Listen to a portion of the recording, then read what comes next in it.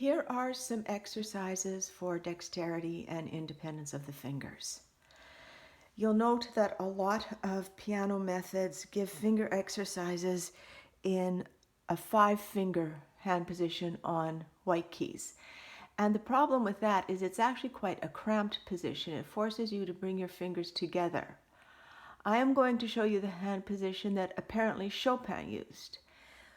It is C, E, and the 3 black keys. And for the left hand, C, E, and the 3 black keys. This is a much more comfortable hand position. Big problem though, when you play them, it sounds horrible. So that's why I'm demonstrating on an electronic keyboard, because now I have the privilege of being able to turn the keyboard off.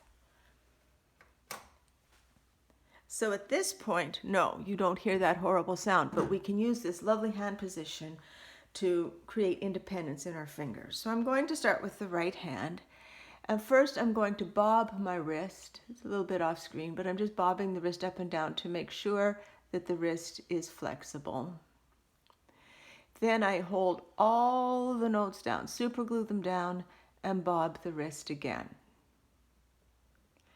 At this point in time, while keeping all the notes down, I'm going to bounce slowly on finger 2.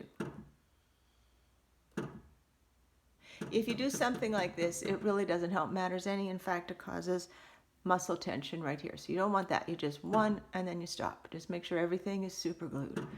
Do a few of those, then do a few of finger 3. If you find other fingers wanting to come up with it, just try again. Finger 4. Notice that I'm leaving time between each time I play. After each time I play, I just stop, relax the hand, make sure I'm good to go. Finger 5 is usually quite easy. And I leave finger 1 for the end. It's like dessert. It's the easiest. Now, same with the left hand.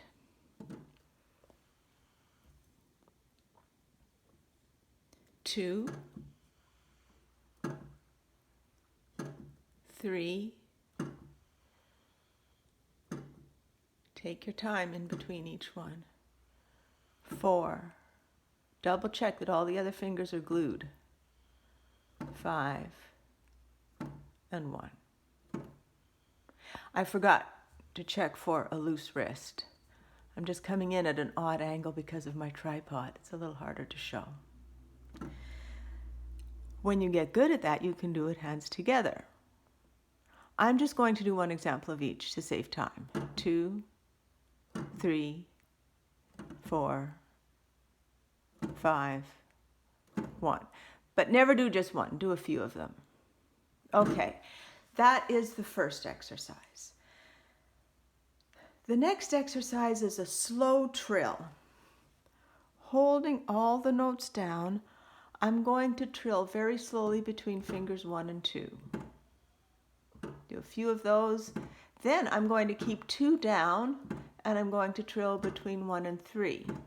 This is a little harder because your hand is going to want to lift that finger 2. Then keep 3 down and trill between 1 and 4.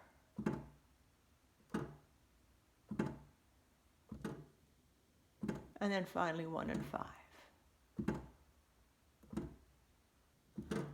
And same for the left hand.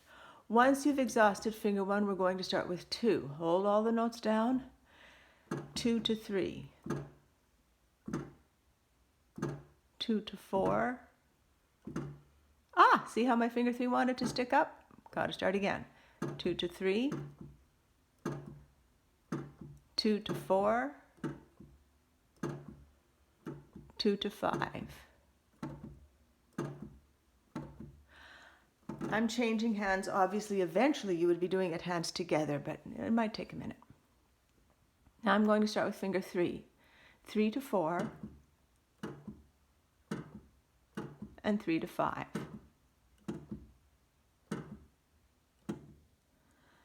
Or I can do just fingers 4 and 5.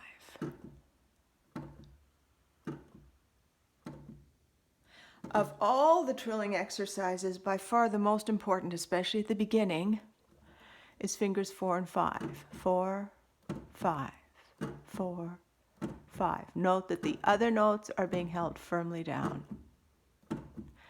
After this exercise, there are others that involve double thirds, but this is enough for now. Remember, go slowly and stop in between each time you play.